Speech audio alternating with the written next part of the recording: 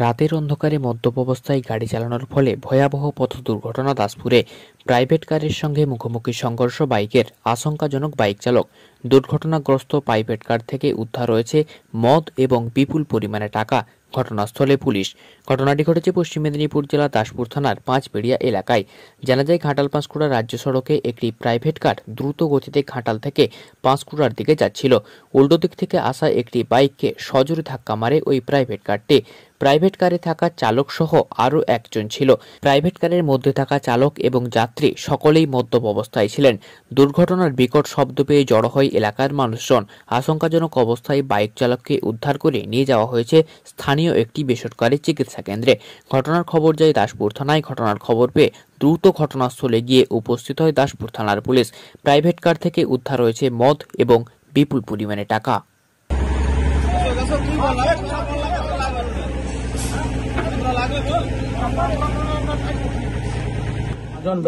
ছিল মনে হচ্ছে।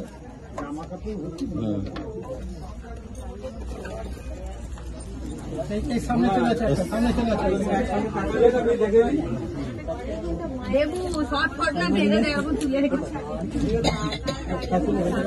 হ্যাঁ তুই তোকে কি বলবে কোনটা সামনে?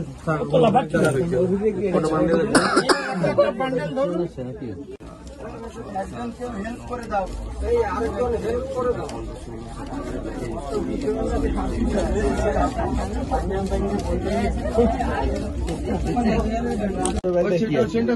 ছোট ব্যাগটা কি আছে?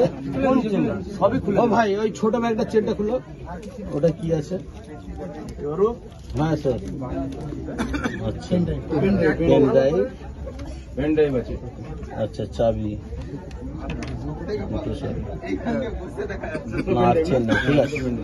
ঠিক আছে, ওগুলো ঢুকিয়ে দাও, ওগুলো ঢুকিয়ে দাও। ইম্পর্টেন্ট জিনিস।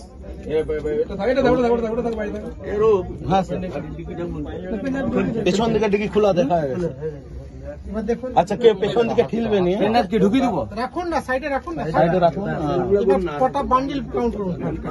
একটা, দুটা, তিনটা, চারটা, পাঁচটা, ছটা, সাতটা, আটটা, নটা, 10, 11, 12,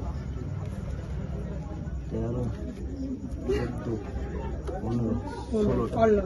দাঁড়ান ভাই, 8 লাখ। আরে দাঁড়াও, প্রতিটা সরকারের ব্যাগটা খুলে দিতে পারেন? না, আমি খুলবো না, আমি খুলবো না। না না, আপনি আমাদের পোশাক পরা কি আছে? এটা বের করো। এখানে আচ্ছা, বিষয়টা কি হয়েছে? বিষয়টা হচ্ছে পাঁচবিড়া থেকে একটু দূরে বারপাঁচবিড়া গ্রাম। বারপাঁচবিড়া গ্রামের সাউপাড়ার সামনে যে ক্রসিং, সেই ক্রসিং দিয়ে আমাদের এখানে ছেলে একটি পাস করছিল। হঠাৎ ঘাটালের দিক থেকে একটি গাড়ি এসে তাকে সজোরে ধাক্কা মারে। ধাক্কা মেরে তাকে ছিটকে ফেলে দেয়। ছিটকে ফেলে দেওয়ার পর এখানে জনসাধারণ সেখানে নিয়ে মাদার নার্সিংহোমে ভর্তি করে। সে সিরিয়াস অবস্থায় আছে, মাথার উপরে চামড়াটা উঠে গেছে, এখন ট্রিটমেন্ট চলছে। এই মুহূর্তে সেখান থেকে ফিরে আমরা দেখলাম এখানে পুলিশ প্রশাসন এসেছে। এখানে গাড়িটাকে আটকানো হয়েছে, কিন্তু গাড়িটা সার্চ করে দেখা গেল সে গাড়ির মধ্যে মদের বোতল এবং কিছু টাকা, আনঅথরাইজ টাকা পাওয়া গেছে। সেটা কাউন্টিং চলছে এই মুহূর্তে। পুলিশ অফিসাররা আছেন, তারা সহযোগিতা করছেন। মদের বোতল ছিল, প্রত্যেকটা যারা উপস্থিত ছিল গাড়ির মধ্যে যারা ছিল তারা নেশাগ্রস্ত অবস্থায় ছিল। এই পরিস্থিতিতে গাড়িটা আটকানো হয়েছে। এখানে মানুষ এসে উপস্থিত হচ্ছেন। তারা তাদের বক্তব্য যে সঠিকভাবে আজকে গাড়ি চালানোর জন্য একটা জীবন নিয়ে আনা হলো এবং কি অসাধু চক্রে এই টাকা পয়সাগুলো প্রচার হচ্ছে এই গভীর রাত্রিতে, সেটা তারা জানার আগ্রহ। আজ এখানে প্রায় শতাধিক মানুষ উপস্থিত হয়েছেন। তারা জানতে চাইছেন প্রশাসনের কাছে, যে আমরা জানতে চাই যে একটা জীবনহানির সঙ্গে সঙ্গে এই অবৈধ টাকা কোথায় প্রচার হচ্ছে, কি তার অথেন্টিকেশন আছে, সেই নিয়ে আমরা আগ্রহ করে সমস্ত মানুষ এখানে আছি। পুলিশ অফিসাররা আছেন, তারা আমাদের সহযোগিতা করছেন। আমরা সঠিক তথ্যটা জানতে চাই এবং এই যার জীবনহানি হতে চলেছে এখন তার ব্যবস্থা, তার সুচিকিৎসার ব্যবস্থা কিভাবে হবে প্রশাসন থেকে শুরু করে এবং যারা গাড়ির মালিক বা যারা গাড়িতে ছিলেন তাদের দায়িত্ব নিয়ে এটা করতে হবে। আচ্ছা, যে ছেলেটা অ্যাক্সিডেন্ট হয়েছে তার নাম কি? তার নাম বিশ্বজিৎ জানা।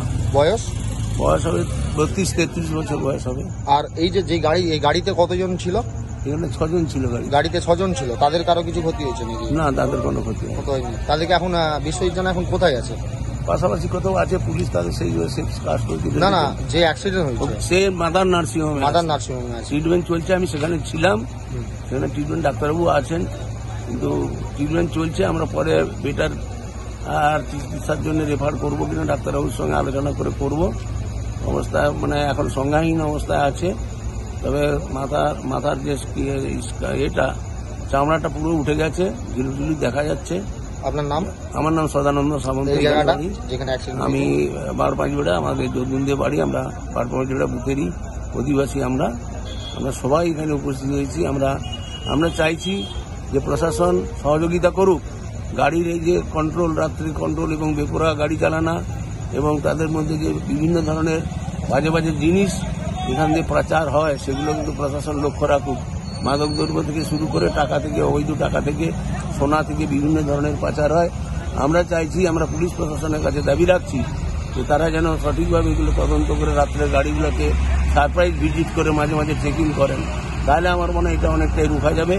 আর এই যে জীবনহানি, রাস্তার স্পিড বাড়ছে, যদিও ট্রাকটা এখন বন্ধ হয়ে গেছে, কিন্তু রাত্রে স্পিড এত যায়, মানুষ রাস্তা পারাপারের অসুবিধা হয়। আজকে অনেক চেষ্টা করে সে বাঁচার জন্য বাড়ি ফিরছিল, কিন্তু হঠাৎ করে দূর থেকে এসে গাড়িটা এমন ছিল, সামান্য লাইট জ্বলছিল। কিন্তু এটা বিষয় জানতে হবে, সবাই এখানে বলছে যে গাড়ির হেডলাইটটা লো এতে ছিল, যে দূর থেকে যেন না বুঝেছে যে একটা বড় গাড়ি আসছে। সেই বড় গাড়িটা এসে এইভাবে ধাক্কা দিয়ে তাকে ছিটকে ফেলে দিয়ে আজকে তার প্রাণহানি হতে চলেছে।